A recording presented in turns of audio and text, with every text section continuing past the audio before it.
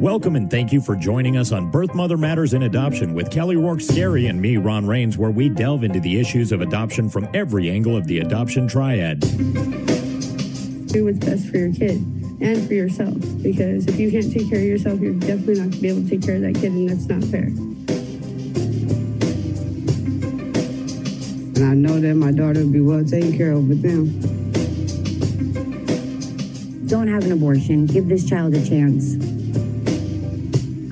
All I could think about was needing to save my son.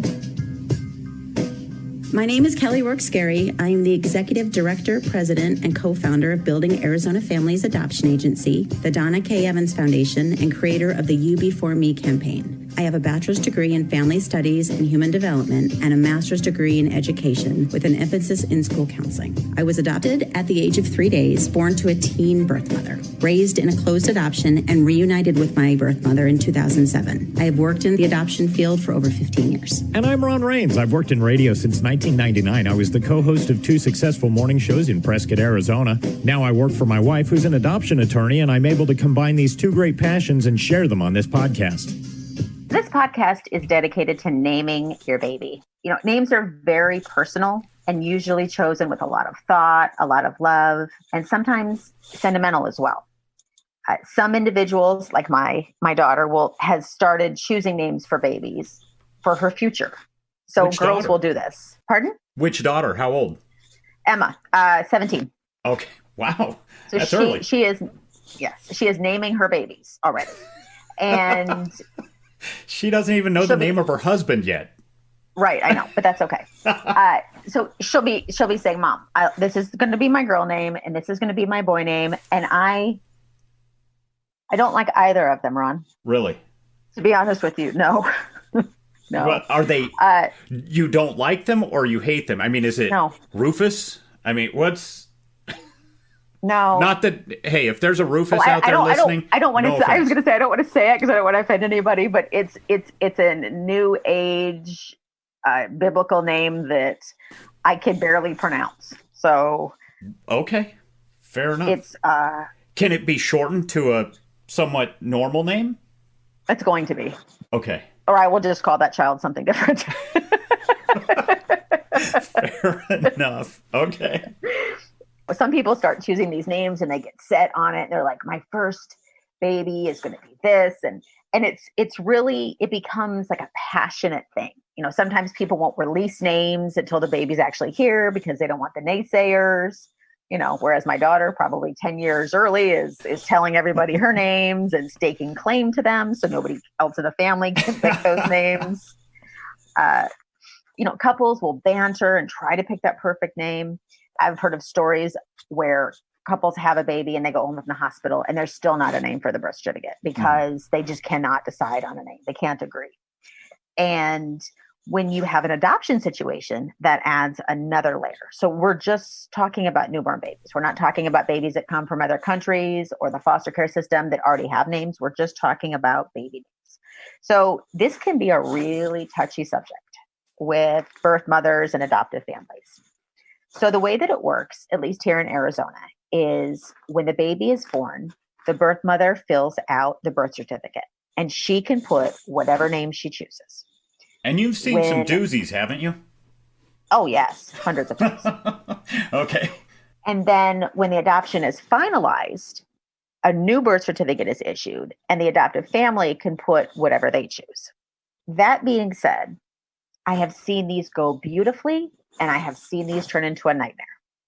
And I'm going to talk a little bit about that. So usually on the original birth certificate, the birth mother's last name is usually the baby's last name. Every now and then you'll have a birth mother ask the adoptive family, but usually last names aren't disclosed. But if she knows it or they've disclosed it, rarely is that put on the birth certificate. Rarely. But I mean, you can choose any last name. You know, you can choose Frederick if you want as a last name.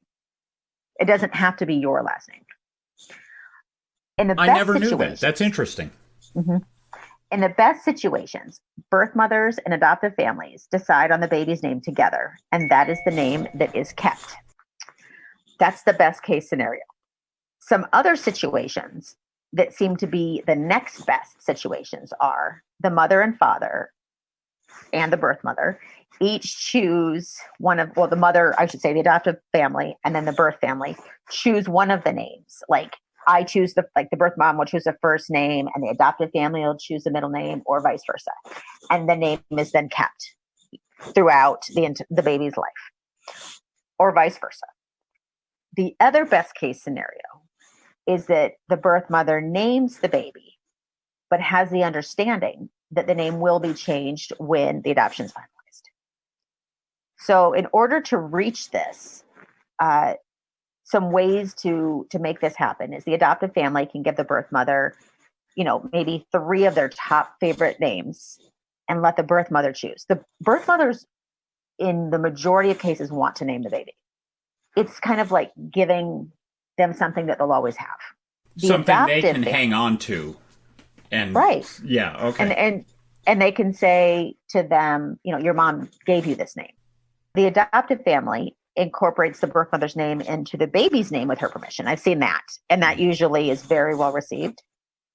Another way is both sides present why their choice of a name is important. Maybe the birth mother has a family member who her other children carry the middle name of, and she wants that tradition to keep going. Mm-hmm. And then the adoptive family says, you know what, that is important. We want to honor that.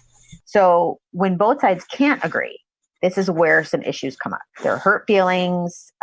This can become a red flag for adoption if you've got a very passionate birth mother and a very, stubborn adoptive family. That's going to clash, and that's not going to go well. So this is something that we definitely want to talk about prior to the hospital. Now at the hospital, it can change, but at least we have a plan going in.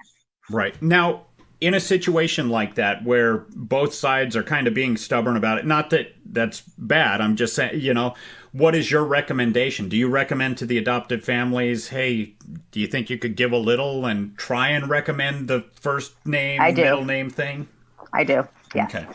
I do. I think that it is honorable when an adoptive family looks at a birth mom and says, this is going to be the baby's name. Right. I think it's dishonorable when the birth family says, oh, yes, we love the name, and then is changing it behind her back. I really don't feel good about that. My birth mother did not name me. She didn't know she was allowed to. So you were just baby girl.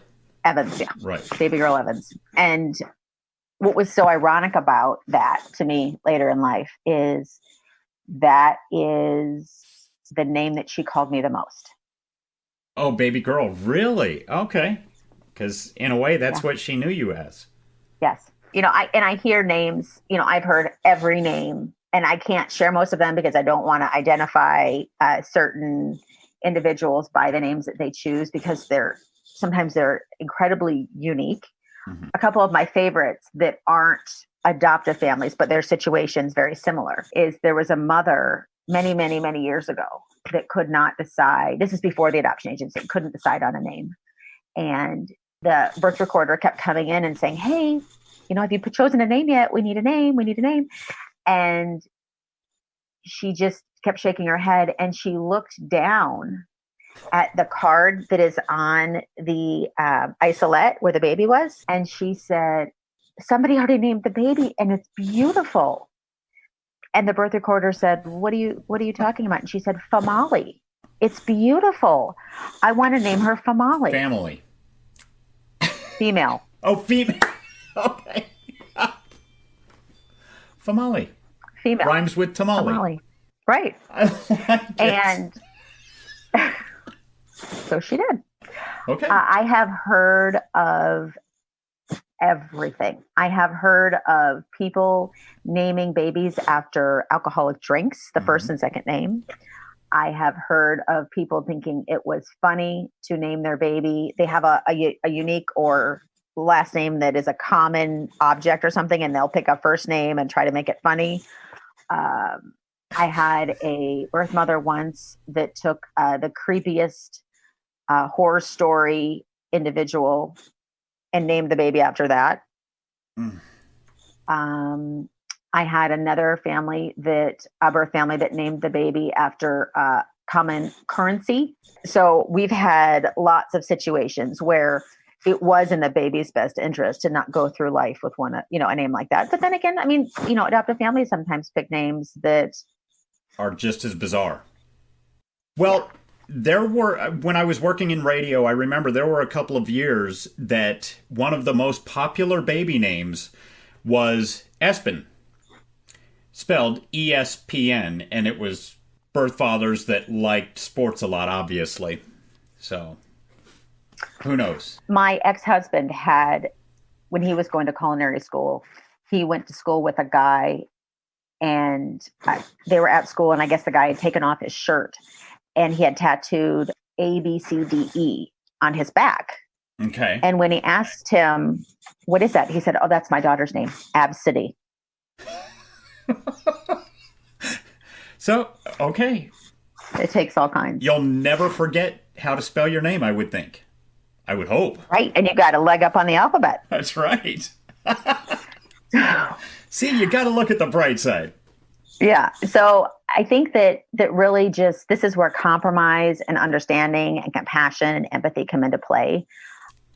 Again, names carry a lot. I know when I was naming my third child, my adoptive mom asked me what I was going to name her. And I said, Ava. And she said, oh, no, you can't do that. And I said, come again. And she said, that is the name of Hitler's mistress. Ava Braun.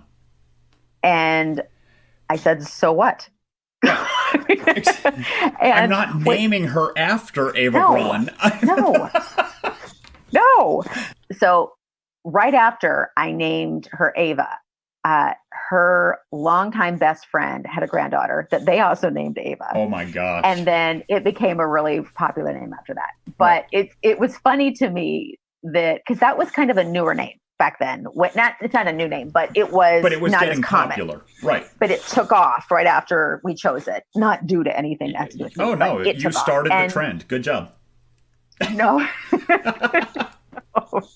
So it was just funny that people have very strong opinions on names. And like I said, my adoptive mother was like horrified when I first told her. She said, no, you can't do that. With my son, when we were naming him, my ex-husband and I could not decide on a middle name. We just absolutely couldn't get there. And he finally, about 3 or 4 days before I had the baby, gave up and said, you know what? Have at it. You can name the baby, the middle name, whatever you want. And so my oldest daughter, Michelle, and I were sitting there and thinking, and we love Winnie the Pooh. Love Winnie the Pooh. Just absolutely love it. Okay. So we chose the name Christopher as a middle name. Christopher Robin. Okay. Yeah. So we named the baby Christopher. That. And it wasn't, and when people ask me, did you really name him after Christopher Robin? We really did. Because again, it worked. It's Aiden Christopher. Right. It is not the most bizarre thing out there. I don't know why people would even question that. I mean, people name babies after crazy. Okay, so I did ask you if both sides are kind of holding their ground firmly. I said stubborn. Maybe that's the wrong word. But what about if, and you said that generally you'll try and ask the adoptive parents to kind of give a little more. What if in a circumstance, the birth mother says Crown Royal? Do you kind of try and get her to again? That's yes, and give in a little bit. And if we can't give her to give in, then we have to go with then that's what's going to be on the original birth certificate, but it will be changed. Okay, so you'll kind of put your foot down on that side as well. Yes, fair enough. Yes, but it's only fair that she knows that. So we had a situation where there was a post-adoption visit, and it was done at a counseling office. And our caseworker went to be there for support, along with the counselor that was there. And the birth mother showed up, and the adoptive family showed up with the baby. I believe the baby was about 18 months, and the adoptive family was, calling the baby by the name. And the birth mother opened her mouth like wide and said, that's not her name. Nobody had disclosed to her that the name had changed. And she pulls up her sleeve, and she had tattooed her name down her arm that she had chosen. Right. And so that was awful because there were very hurt feelings. on both sides. Not on both, not more on the adoptive family side, but they more so on the birth mother. Yeah, very, very must have been hurt. Devastated. Yeah, so you're right. Again, we've talked about disclosure in the past, and that's important. You need to make sure all sides know what's going on. You do. And remember, branch out, be creative. When I kept having girls, I really wanted to name one of my girls after my dad. I didn't know how to do that because of his name. Bruce Lee. So I kept, right. And so what I did, martial artist. Right. What I did was I changed the spelling of Lee to L-E-I. So you can be creative and find a compromise that will work. Right. Again, my recommendation is go into naming with an open mind and an open heart. Be creative, find a way to make it work, and think outside the box because there's more air there anyway. Thank you for joining us on Birth Mother Matters in Adoption. If you're listening and you're dealing with an unplanned pregnancy and want more information about adoption, Building Arizona Families is a local Arizona adoption agency and available 24/7 by phone or text at 623-695-4112. That's 623-695-4112. We can make an immediate appointment with you to get started on creating an Arizona adoption plan or just get you more information. You can also find out more information about Building Arizona Families on their website at azpregnancyhelp.com. Thanks also go out to Grapes for allowing us to use their song I Don't Know as our theme song. Birth Mother Matters in Adoption was written and produced by Kelly Rourke Scary and edited by me. Please rate and review this podcast wherever you're listening to us. We'd really appreciate it.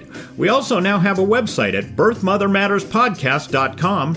Tune in next time on Birth Mother Matters in Adoption. For Kelly Rourke Scary, I'm Ron Rains.